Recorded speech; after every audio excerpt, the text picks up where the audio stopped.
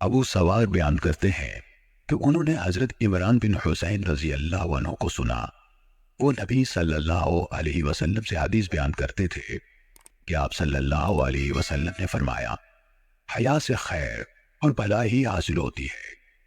اس پر بشیر بن کعب نے کہا، حکمت اور دانائی کی کتابوں میں لکھا ہوا ہے کہ اس حیا سے وقار ملتا ہے اور سکون حاصل ہوتا ہے۔ اس پر عمران رضی اللہ عنہ نے فرمایا، میں تمہیں رسول اللہ صلی اللہ علیہ وسلم سے حدیث سنا رہا ہوں اور تو مجھے اپنے صحیفوں کی باتیں سناتا ہے۔ صحیح مسلم حدیث نمبر 156۔ حضرت عبداللہ بن عمر رضی اللہ عنہ سے روایت کی کہ ایک آدمی نے رسول اللہ صلی اللہ علیہ وسلم سے پوچھا، کون سا اسلام بہتر ہے؟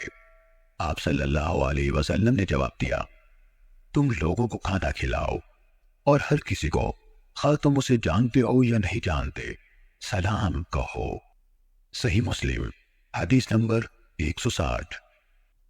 ابو قلابہ نے حضرت انس رضی اللہ عنہ سے روایت کی۔ وہ نبی صلی اللہ علیہ وسلم سے روایت کرتے ہیں کہ آپ صلی اللہ علیہ وسلم نے فرمایا، جس شخص میں 3 باتیں پائی جائیں گی وہ ان کے ذریعے سے ایمان کی حلاوت پالے گا، جسے اللہ اور اس کا رسول باقی ہر کسی سے بڑھ کر محبوب ہوں۔ دوسری یہ کہ جس کسی سے بھی محبت کرے اللہ ہی کے لیے کرے، اور تیسری یہ کہ اللہ نے جب اسے کفر سے بچا لیا ہے تو وہ دوبارہ کفر کی طرف پلٹنے سے اس طرح نفرت کرے جیسے اس بات سے نفرت کرتا ہے کہ اسے آگ میں ڈال دیا جائے۔ صحیح مسلم حدیث نمبر 165۔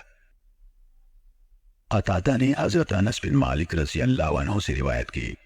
انہوں نے کہا کہ رسول اللہ صلی اللہ علیہ وسلم نے فرمایا، تم میں سے کوئی شخص اس وقت تک مومن نہیں ہو سکتا جب تک میں اس کے لیے اس کی اولاد، اس کے والد اور تمام انسانوں سے بڑھ کر محبوب نہ ہوں۔